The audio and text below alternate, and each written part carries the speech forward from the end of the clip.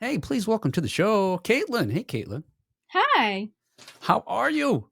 I am good. How are you? I'm good. Okay, now I'm examining you. I have the luxury of seeing you here, so I can see all the '80s goodness behind you. Oh, Oh so I yeah, see a Pee Wee Herman doll sitting on Cherry behind you there, we got and it Pee almost. Wee, we got Terry, Conky, we got Oh, you got the Zombie, and whole then we thing. have Weird Al on top of Zombie. Very good. Yeah, and the wall seems very Playhouse too, right? The wall behind them there. Oh yeah, and usually right here I have my computer plugged in, but usually right behind me I have a Keith Haring like neon sign right behind Okay. me. Wow, very cool.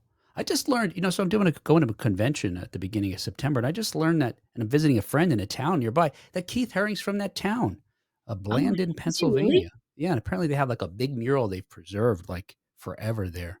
I've heard of that. I want to go to it so bad. He's my favorite artist. Yeah, it's fantastic. It's interesting how, and sort of evidenced by the art behind you there, uh, how it's his designs were so simple but iconic and strong, and I don't know, it's Yeah.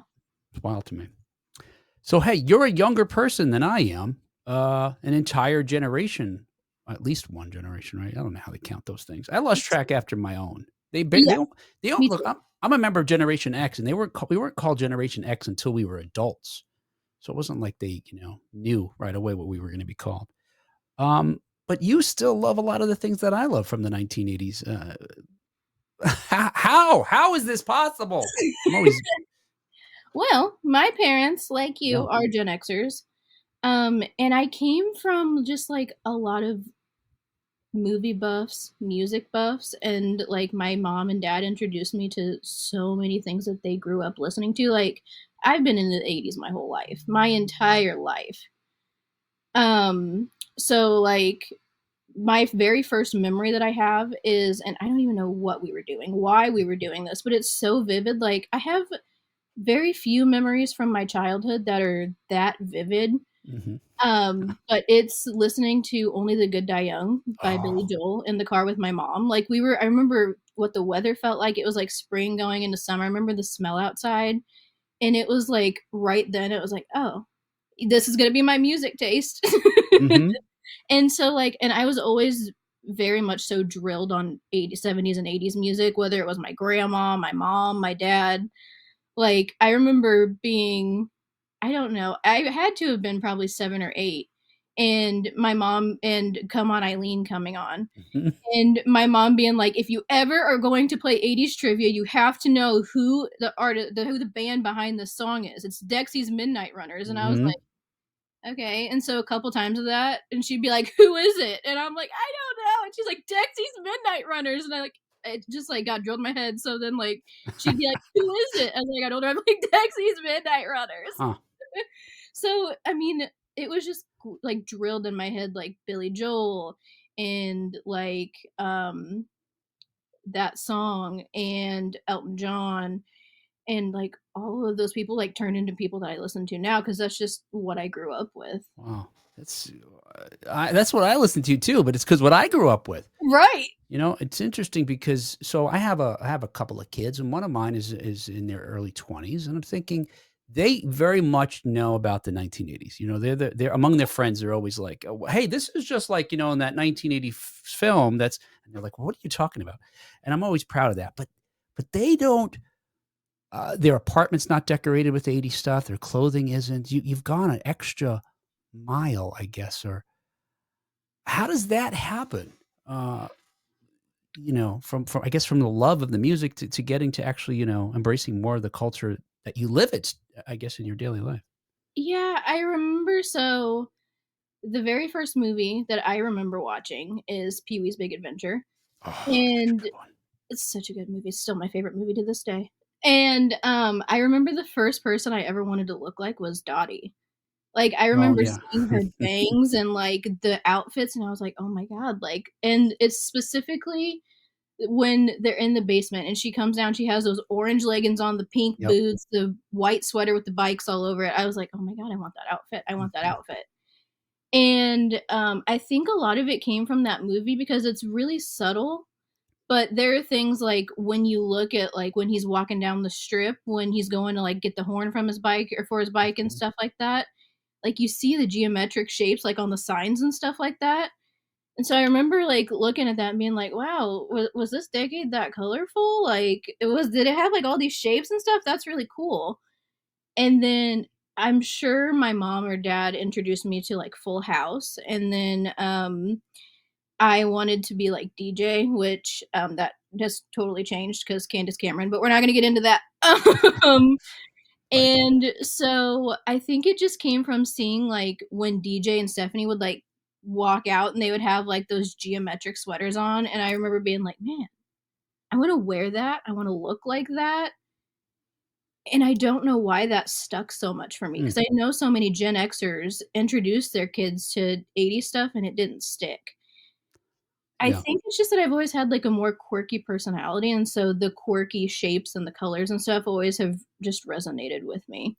You're right. It didn't occur to me. You're right. For all of the indoctrination I've done with my children for 80s music, and I did a little bit of what like your mom did. Yep. There's one for me, I love hip hop. So a lot of it was like samples. Like I'd say, okay, this song today is sampling something from what is it? And it was always Apache, the incredible bongo band, this bongo sample. You'd know it Yeah. if you heard it. It's in like every song.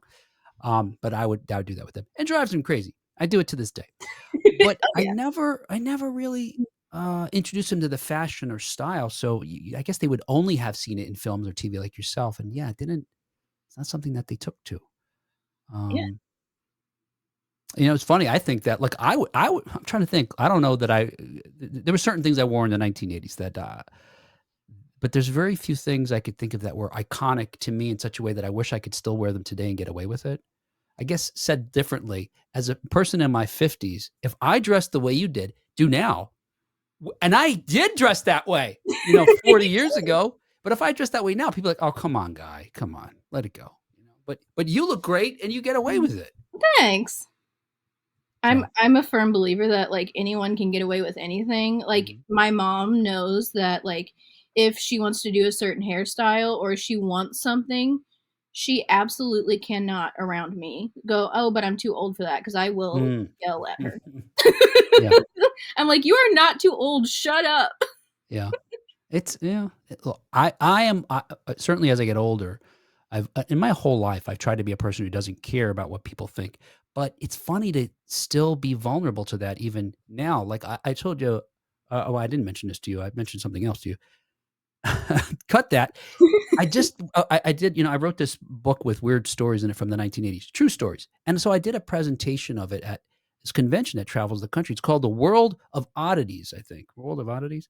And I got there and everybody was young and dressed black and combat boots, piercings, tattoos, and suddenly showing up there. And Caitlin, I got to tell you, I was like, I'm going to be how I feel like I should be, which was with a tie on.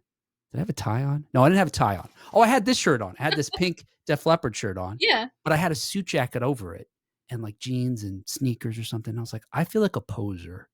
And so I had a members only jacket in the car just in case. I was like, I'll feel more authentic at least. Yeah. Changed into that. And I still felt like the prudest guy there. And it's weird. Like I'm in my 50s. I'm the guy who doesn't care what people think, but I cared. But you care. Yeah. Yeah. Do you struggle with that at all? Do folks, hey, you look anachronistic. You're out of place here. Well. I don't struggle with it really in real life. Yeah. But as a teenager, I got on social media way too young. Yeah. And I kind of got on social media in the age of the influencer and the age of right when the Kardashians were coming up. Oh, right. And and I never wanted to be that. Like I didn't care. Like I was out here watching Pee Wee Herman. I wasn't watching the Kardashians. I didn't care. And being a teenager, I was like 12, I think, because I begged my mom and dad. I was like, I want to be an influencer. I want you to like let me get social media, all that. And so at like right when I was about to turn 13, they were finally like, all right, fine, go ahead. Because I was going to do it behind their back, whether they said yes or no. Like, that's Sure. just what a 12-year-old does. Yeah. And so I got on social media and I was just kind of starting out as like my quirky self. And I started getting comments and I remember being reposted by a big makeup or big makeup not company but a big makeup page on Instagram. It was like Wow. I don't know, back then they would have these huge makeup pages that like had millions of followers that would repost random influencers and like they would get followers, and I don't think those really exist anymore. But I got reposted by one of them when I had like 200 followers. And I remember looking at the comments and it was just full of like, she's weird, she is a freak, she's mentally ill. Mm. And one of them, which really kind of still like stuck with me, and still I think like I don't think about it to where I care, but I'm disabled. I'm in a wheelchair. And someone commented and said she puts makeup on like a cripple. Oh God. Yeah, and when you're 12 and you're already insecure about the fact that you're in a wheelchair, you're like, "Yep, you are right. I Mhm. like everything I do is weird, everything, you know." And so I think that kind of spiked my following a little bit. I mean, I still only had like less than 1,000, but it spiked it to where people were starting to kind of notice me. So I would post about Pee Wee, I would post about Weird Al, I would do my regular 80s looks, and someone would comment, and I would get sometimes multiple comments and be like, "Watching Pee Wee Herman at your big age must be a mental illness." Or I would someone would call me a freak because I listened to Weird Al. And I mean, again, like you can't help it when you're like 13, like Yeah. your hormones are already all over the place. You Yep. already don't feel like you fit in anywhere. And so I took those comments to heart Mhm. and I completely switched who I was. And Oh. I turned into that influencer. I turned into like the Kardashian type. I remember editing my eyes to the point where they were like the color of that wood behind me.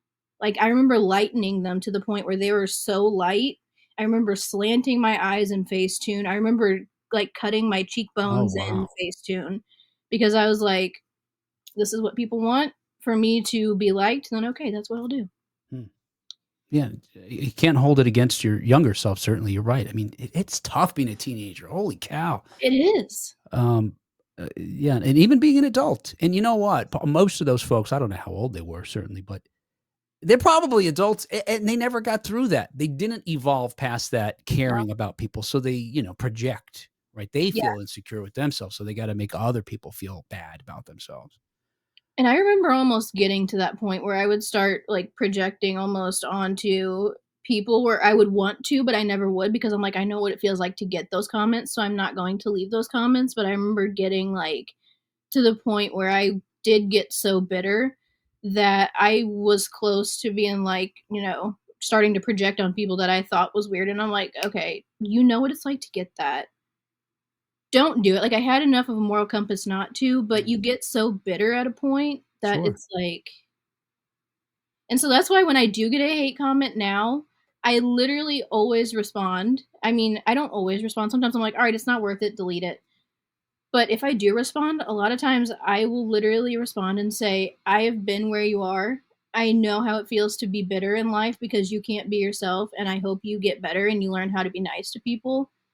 And I literally almost never get a response, and I'm like, "That's proof enough that that's exactly what's going on, that you're just projecting on me because I've gotten past that bitterness." Yeah.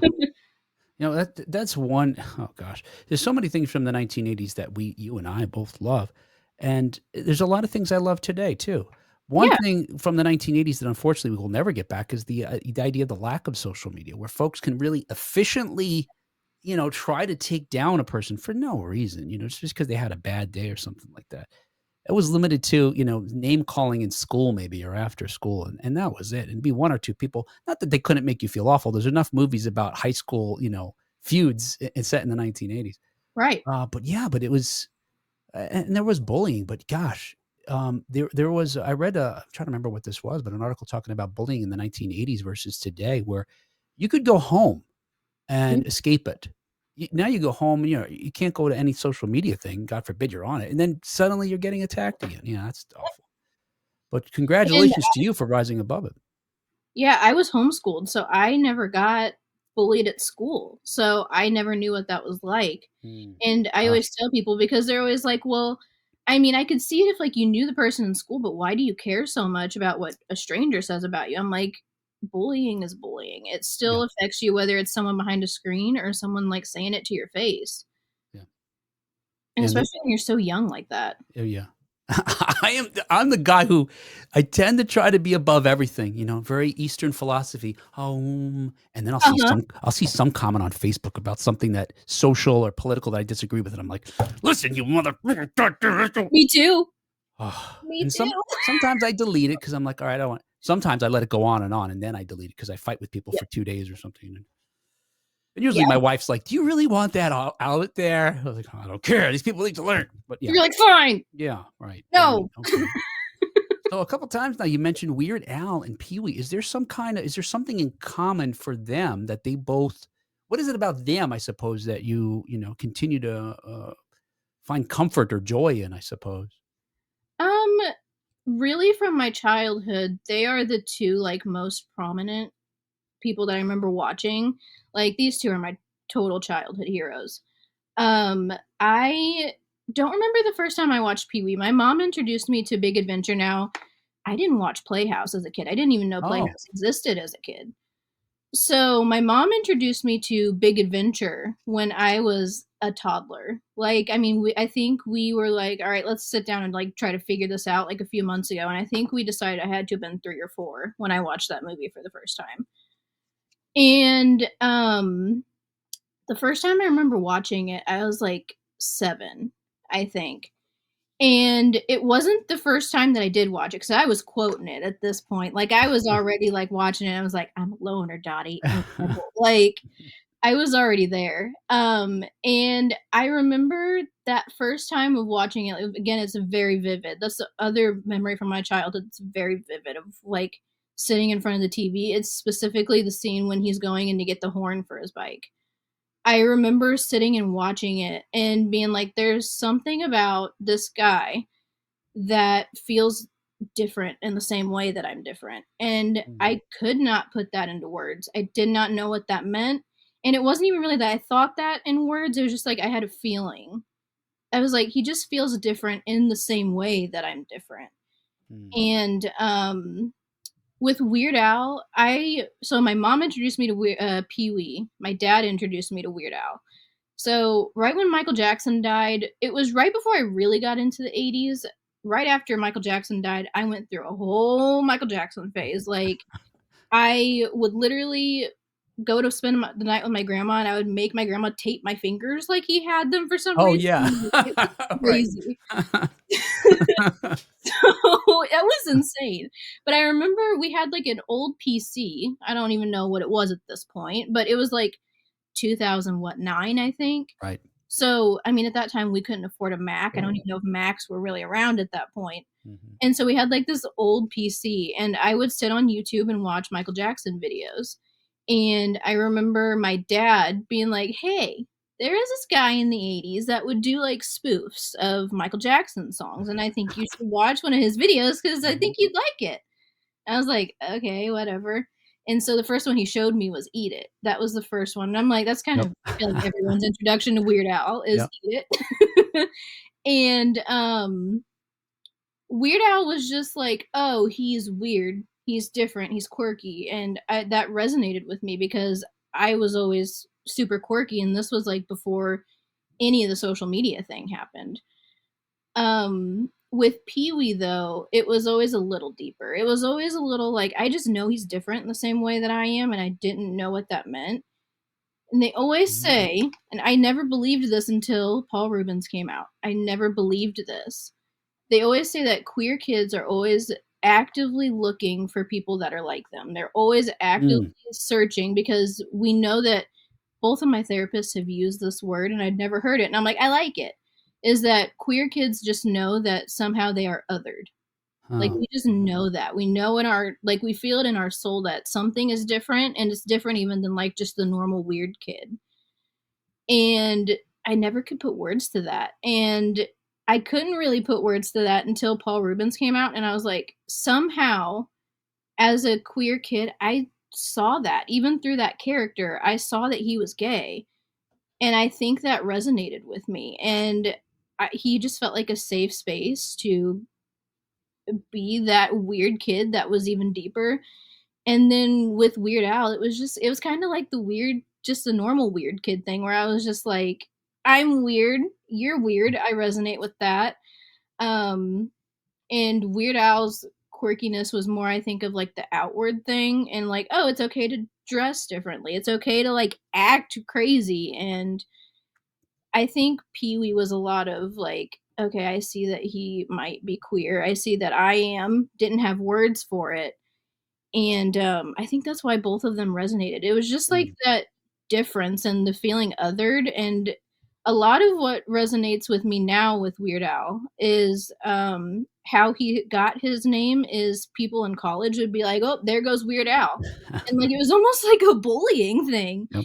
And he totally took that and like made his whole career out of it. And I'm like, now after it was like after I heard him say that, I really took that like you're a freak, you're weird, and was like, oh, I don't have to take that as a bad thing. What is it? Being weird's not bad. Right. Yeah. And I think that's why both of them resonate with me so much. Is just that sense of being othered. Have you watched Pee Wee's Playhouse since? I watch it every single day. Okay, there you go. So, are you familiar with? I chatted with her once before. Kate McKinney, her book. I know you are, but what am I? It's No. Oh, you got it. I'll send it to you. It's great. I mean, if you're interested, what it Yeah. is an exploration, and she's a professor of gosh, Kate. I'm so sorry, I don't remember your credentials. But she's a queer, and she wrote this amazing book about how the show is queer coded. Yes. And sure enough, holy cow! We had this great conversation I don't know, a couple of months ago about it on the show, and I'm not part of the community, so of course I didn't it didn't resonate with me that way, but it did resonate with me. I didn't realize until I read her book that it did. And look, I'm not again, I'm not part of the community. I'm not certainly going to say that I can speak to what that's like, but I did realize in hindsight how it gave me permission to feel more like I could be however I wanted to be. Yeah. And for Pee Wee, that included being a male who wasn't always considered masculine. When Right. I was younger, and even today, people are like, you're kind of effeminate, or you have the. I don't. It doesn't bother me. Never. It's never bothered me. I've taken it as a compliment to be able to be whatever. Right. But and to also to goof around in a way that was totally immature that you wouldn't associate with an adult, because I knew he was a grown man, doing this.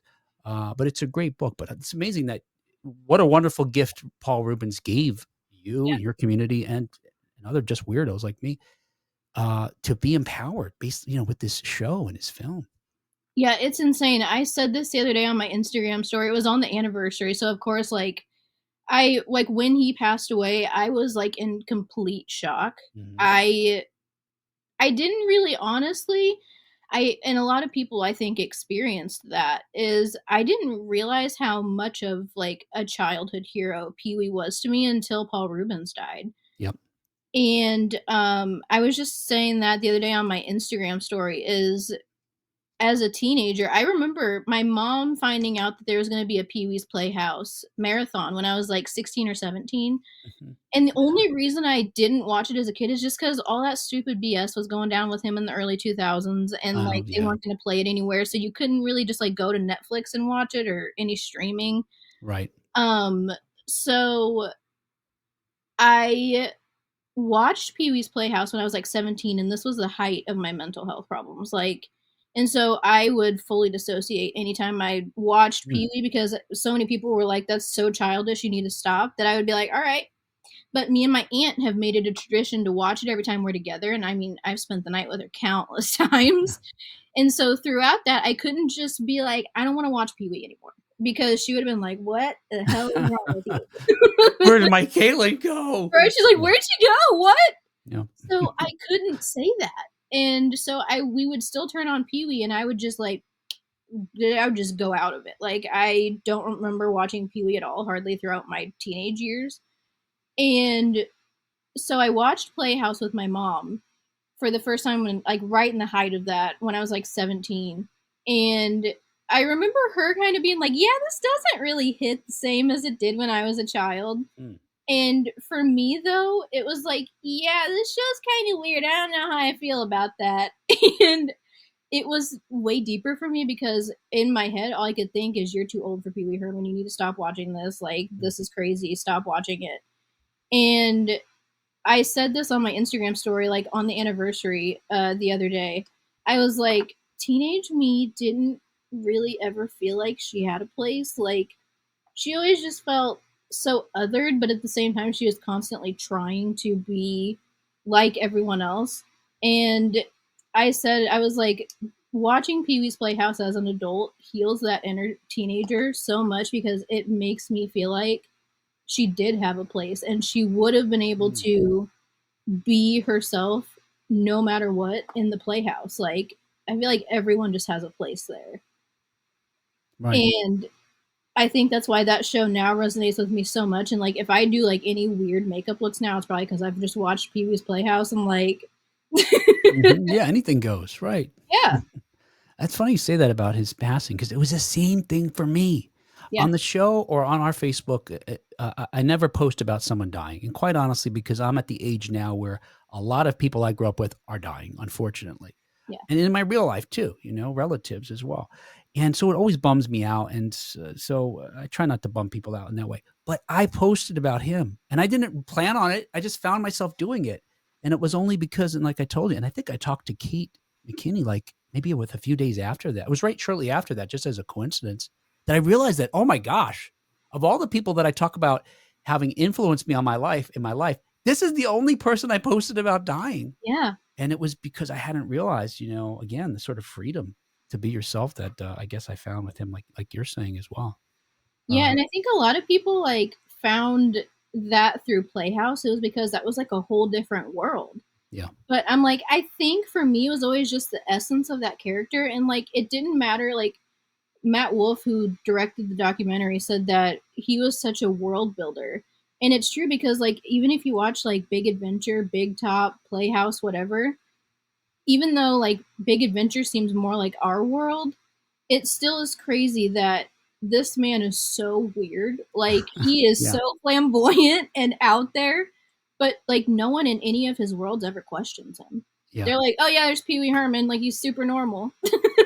yeah. And Yeah, yeah, I'm trying to think. I talked to Mark Holton, who plays Francis, his next door neighbor, and yeah, I talked to him a couple of times actually. I'm trying to remember, like he was another adult who was very childlike in this world, like you're saying, it was our world, but there were these characters and bigger than life characters that, yeah, they just were accepted, and yeah, yeah. that just worked. Yeah, Kate's book, by the way, talks about the controversy and how much a bunch of nonsense that was, and how he was railroaded and It by was these, horrible. Yeah. political activists and all that. And it makes me really sad that he didn't feel like he could be out. I was really bummed about that in the documentary that coming out that way, and them saying, once I had to be Pee Wee, I realized I couldn't be me anymore. Yeah. Like, oh, it just bums me out. And honestly, I don't know.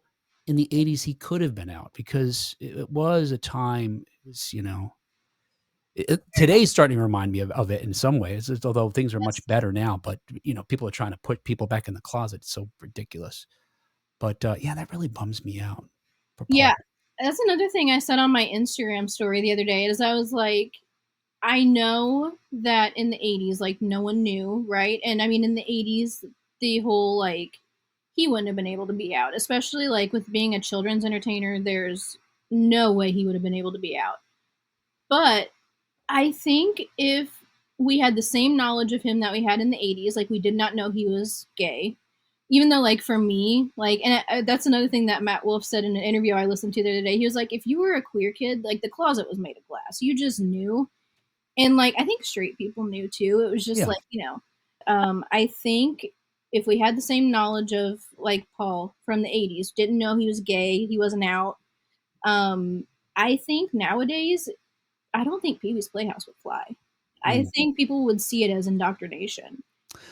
You know what? You're right in a sense that we're talking about how Kate points out in her book all these different ways that the writers, creators, producers of the show, and many of them were queer coded it. You're right. People would be like, "Oh, now that's not coding anymore. That's a giant flag, and it's a Yep. rainbow flag, and I can see it. Get that? You're right. I think you're right." Which Yeah. is wild, huh? Since it sort of went under the radar Yeah. I mean, it without totally went that. under the radar, but like, as someone who's gay watching it now, I'm like, you guys watched that Christmas special and like you didn't pick up on that? It's like the gayest thing I've ever seen. So we talked about Paul, Pee Wee Herman. Paul Rubens. And we talked about Weird Al. Now, when talking about Weird Al, you said that maybe you didn't have as deep a connection with Weird Al as you did with Pee Wee Herman.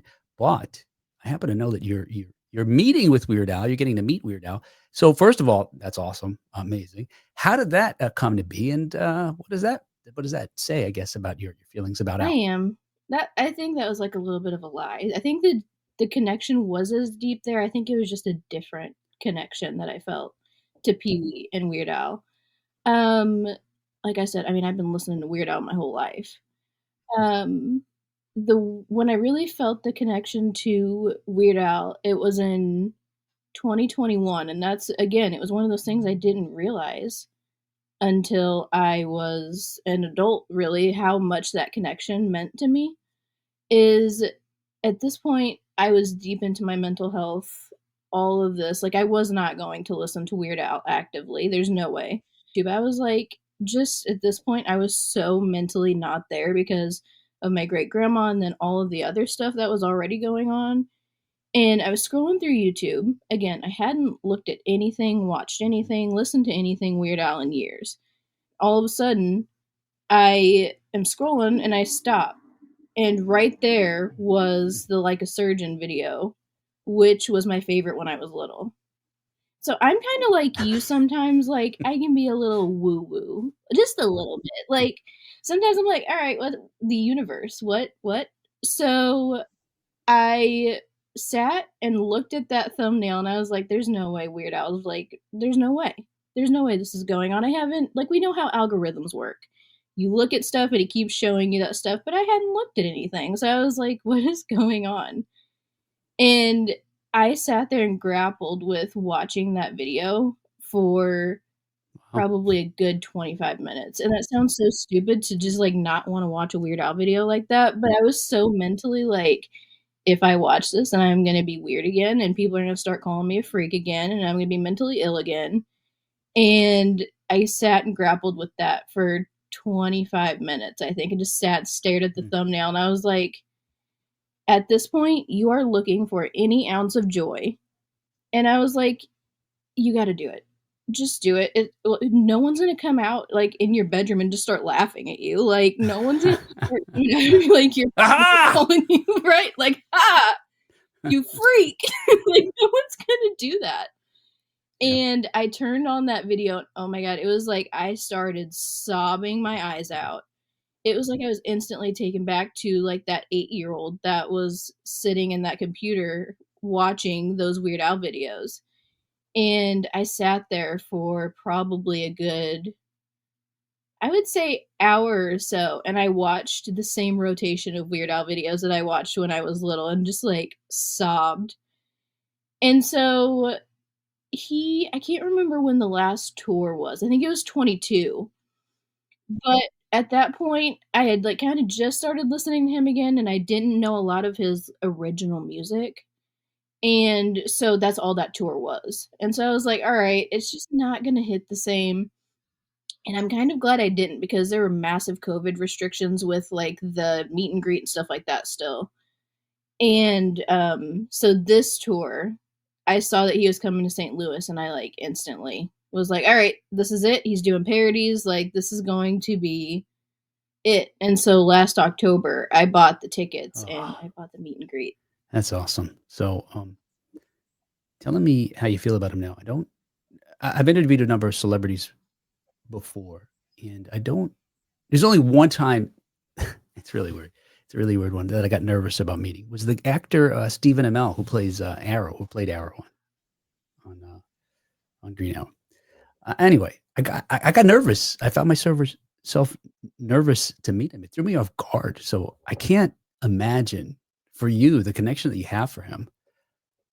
It's just, how do you feel? Are you just excited? Are you just disassociating? Like, that's the future. I don't have to worry about that now.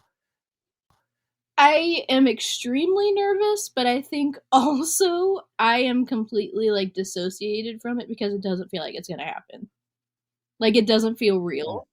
yeah. And I told my mom the other day, I was like, I feel a big crash out over this coming, like before the concert. And I was like, maybe it's gonna lessen the crash out at the concert. She was like, babe, do you think anything is going to lessen the crash out at the concert? I was like, no, probably not. You're right.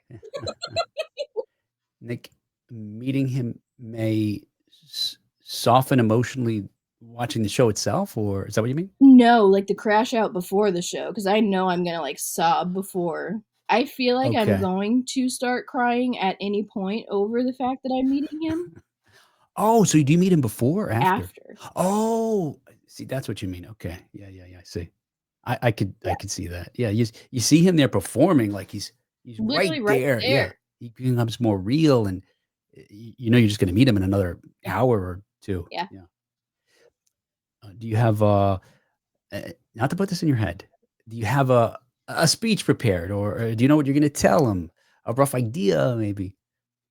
You don't have to tell me if you don't want to. I'm just I'm wondering. going to attempt to tell him that, like, Attempt. like him and Pee Wee have always, like, helped me embrace myself and Mm, my weirdness. yeah. I'm gonna, like, try to tell him that. I have an entire note written out. I have, Oh, like, a 4-page note that, because I'm like, I yeah. know I'm not gonna have that much time. Mhm. So I have, like, a whole note written out that I'm gonna give to him and just, like, hope he reads Oh, it. Probably won't, you know? well, And it's like if he doesn't, he doesn't. It feels good that I even, like, gave it to him. Um, and I have, like, a special poster coming because I'm having him, do a doodle of himself, mhm. for a tattoo. Oh, wow. Okay. Yeah, Do you have any other tattoos already? I do. I have Okay. Billy Joel tattoo. Oh, It says, wow. "Slow down, you crazy child." Awesome. It's Mhm, Vienna, which is my favorite Billy Joel song. mhm. And then my first tattoo I got was a David Bowie lightning bolt, and it says, "Is heaven any sweeter than blue jean?" That Mm. was me and my grandma's favorite song. And then I have a Pee Wee tattoo. Of course, of course. I expected that one. Yeah, yeah. Well, then the set will be complete now when you get the Weird Al And tattoo. of course, I plan on getting the Weird Al tattoo on the same arm as Pee Wee. Oh, yeah. That's I love this way that they're sort of tied together, you know? I mean, it makes Yeah, sense that, it's just wonderful how much comfort you've found in them, and not because they're 80s and I grew up in that era and I love that decade, but this is gonna seem like a silly question, and I feel like but I'm gonna ask it anyway. So yeah, again, you look, you like what you like, yeah, and I asked Violet Sky about this, I think, when I talked to her a while ago. You dress in an 80s way. Do you see yourself just continuing to do it? Again, like I said, I'm 54, and I don't think I could dress like I'm in the 80s because and it's not look, I wanna think I could just I probably just don't want to, honestly. I think. yeah. It's probably just like you don't want to. Yeah. Or like I know a lot of people I've like come across have like if I'm like I obsess over a song or something, they're like, "Oh God, I lived through this. I don't want to have to live through it again." Like,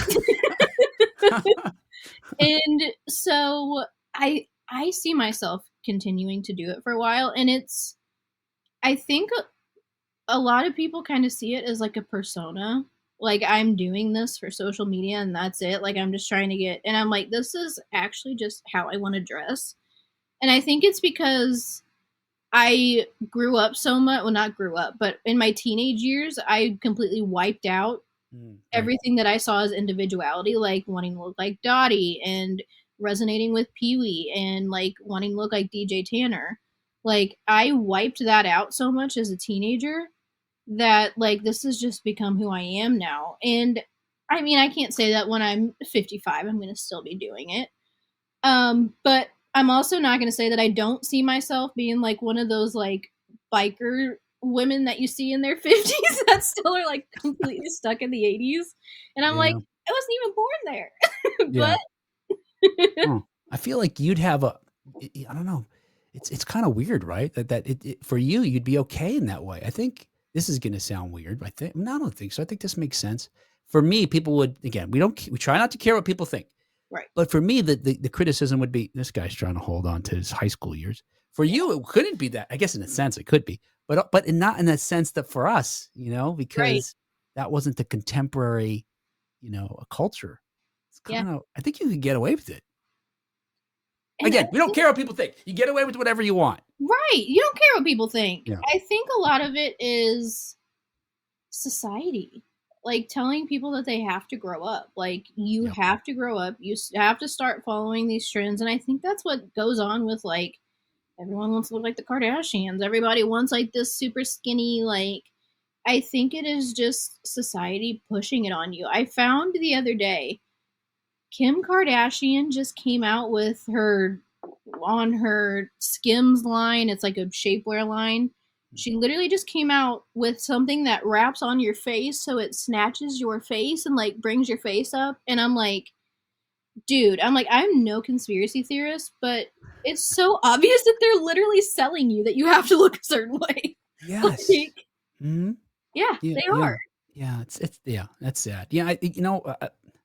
I guess to uh, the best thing you could do, I think, and this is not a judgment on anybody who does anything to alter their appearance, I guess, with cosmetic surgery or Right, whatever. no. But ideally, fantasy wise, you can feel good in your own skin, no matter what that is. Yep. And as it changes, well, this is me now too, and this is me.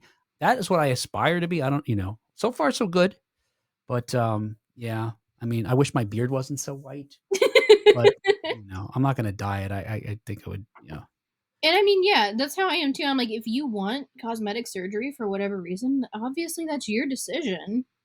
But my thing is where I start judging people for it is when they're doing it because they think society's telling them that they're getting too Ri- old. That Right. society's telling them, okay, you need to start like doing stuff to your face. I'm like, if you're doing it for you and only you, Yes. Yeah. good for you. Go do it. But if you're doing it because society is like, oh, people getting old, stop. Yeah. Stop. That's a great way to think of it. You're right. Hey, Caitlin, it's been great chatting with you. I am so glad that you found yourself, or at least you found the strength to be yourself. And screw everybody else, Screw because everybody. it's been a delight following you on social media and seeing you in a different way than I can keep the 1980s alive by spreading it to folks that are of all different ages, and certainly through your following on social media. So thanks, Caitlin, for that and for your time today. Thanks for having me.